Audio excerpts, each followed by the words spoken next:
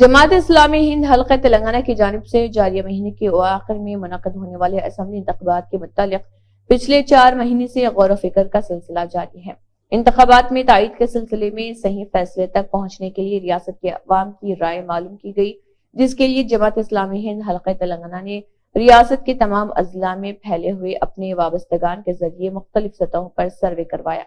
मुख्तलिफ सियासी जमातों की जानिब से खड़े किए गए उम्मीदवारों और उनकी कारकर्दगी, अवाम में उनकी मकबूलियत और उनकी अहलियत का तफसीली जायजा लिया गया। इस दौरान जमात इस्लामी हिंद ने एक अवामी मंशूर तैयार किया और इस अवामी मंशूर के नुकात पर रियासत में मुकाबला करने वाली मुख्तलिफ सियासी जमातों के कायदीन से तफसीली तबादला ख्याल किया गया।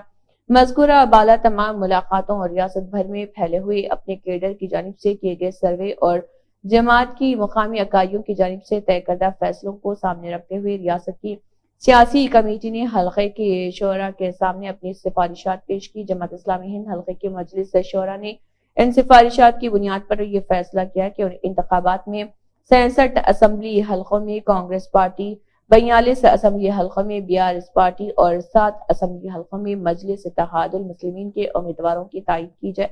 जबकि एक असम्बली हल्के में सीपीआई, एक असम्बली हल्के में बीएसपी और एक असम्बली हल्के में आजाद उम्मीदवार की तायीद की जाएगी।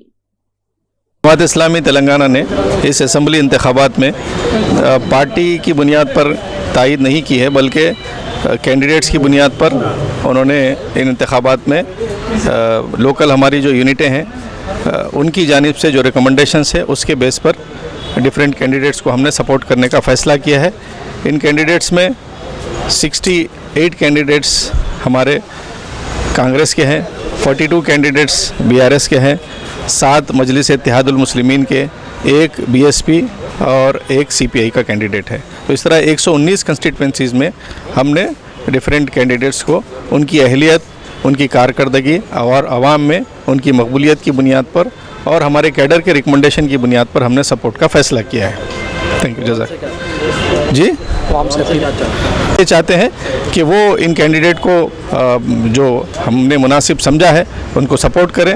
और इन कैंडिडेट्स के आने से हम समझते हैं कि तेलंगाना असेंबली एक मॉडल असेंबली बनेगी। इसमें जहां पर एक तरफ रूलिंग में जो कैंडिडेट्स हैं वो भी आवाम के लिए खिदमत करेंगे और एक मजबूत अपोजिशन का रोल जो 42 बीआरएस के कैंडिडेट्स हैं या कांग्रेस के अगर जो है अपोजिशन में आते हैं, तो हम समझते हैं कि एक मजबूत यहाँ पर असेंबली बनेगी जिसमें आवाम की बेहतरी, फलाह और बहबूदी के लिए काम होगा। किसको सपोर्ट करना? नहीं, हमने कहा कि नहीं, हमने किसी पार्टी के बेस में फ़ैसला नहीं किया है, बल्कि कैंडिडेट्स की बुनियाद पर फ़ैसला किया है, और हम आवाम से अपील करते हैं कि वो कैंडिडेट्स के परफॉर्मेंस, उनके कैरेक्टर और उनकी जो है जो कुछ भी कारकर्दगी रही अब तक उसकी बुनियाद पर वो फ़ैसला करें।